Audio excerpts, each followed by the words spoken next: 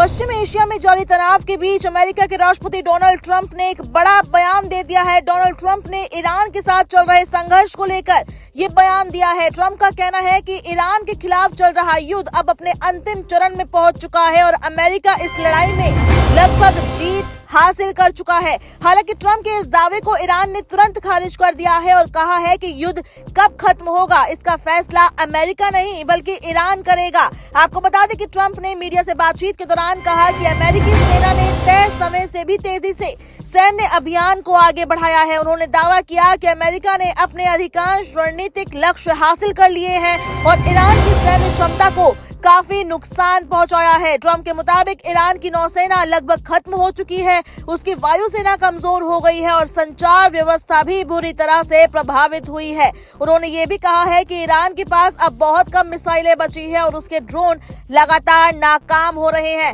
ये ट्रंप का एक बड़ा दावा है। ट्रंप का कहना है कि ईरान के साथ जो युद्ध है वो लगभग खत्म हो चुका है।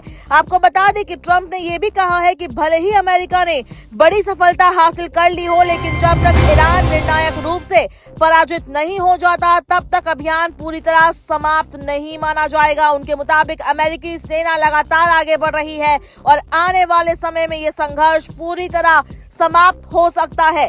अमेरिकी राष्ट्रपति ने यह भी खुलासा किया है कि इस मुद्दे पर उनकी रूस के राष्ट्रपति व्लादिमीर पुतिन से भी बातचीत हुई है। ट्रंप ने कहा है कि पुतिन इस संघर्ष को लेकर चिंतित हैं और वो किसी न किसी रूप में मदद करना चाहते हैं। हालांकि उन्होंने ये स्पष्ट नहीं किया कि रूस किस तरह की सहायता की बात कर रहा है।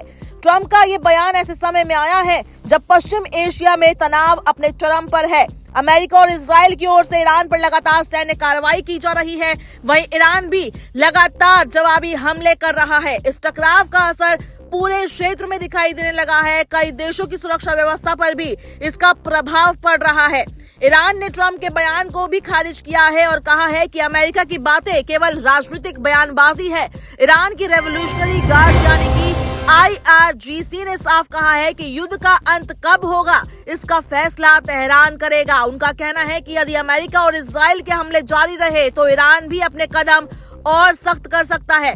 IRGC ने चेतावनी दी है कि अगर ईरान के ऊर्जा ढांचे या उसके राजनीतिक ठिकानों पर हमले होते रहे तो वो क्षेत्र में तेल आपूर्ति को भी प्रभावित कर सकता है। ईरान का कहना है कि ऐसी स्थिति में वो इस इलाके से तेल के निर्यात को रोकने पर विचार कर सकता है, जिससे वैश्विक ऊर्जा बाजार में बड़ा संकट पैदा हो सकता है। आपको बता दें कि ईरान ने अपने नए सर्वोच्च नेता के चयन के बाद भी सैन्य गतिविधियों को जारी रखा है। रिपोर्ट के मुताबिक ईरान ने इजराइल और अमेरिका के कुछ सैन्य ठिकानों को निशाना बनाते हुए ड्रोन और बैलिस्टिक मिसाइलों का इस्तेमाल किया है।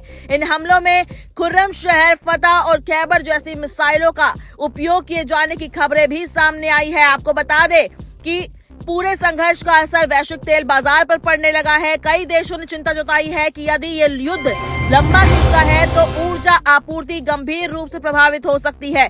वहीं ईरान के सैन्य अधिकारियों का कहना है कि अब तक उन्होंने क्षेत्रीय तेल ढांचे को निशाना बनाने से परहेज किया है, लेकिन अगर हालात बिगड़ते हैं तो स्थिति बदल सकती है। उनका कहना है कि ऐसी स्थिति में वैश्विक बाजार में तेल की कीमतें $200 प्रति बैरल तक पहुंच सकती है। आपको बता दें कि ट्रंप ने ईरान को सख्त चेतावनी भी दी थी। उन्होंने कहा कि तेहरान को किसी भी तरह की आक्रामक कार्रवाई से बचना चाहिए। अगर ईरान ने फिर से हमला करने की कोशिश की तो उसे गंभीर परिणाम भुगतने पड़ सकते हैं। आपको बता दें कि दोनों ही तरफ से ऐसी बयानबाजी की जा रही है जिससे ये कहना अभी फिलहाल स्पष्ट नहीं है कि ये युद्ध पूरी तरह से खत्म हुआ है या कब ये युद्ध खत्म होगा, लेकिन सभी की नजरें इस बात पर टिकी है कि ये युद्ध कब खत्म होने वाला है और वैश्विक परिस्थितियां किस तरह से वापस काबू में आएगी।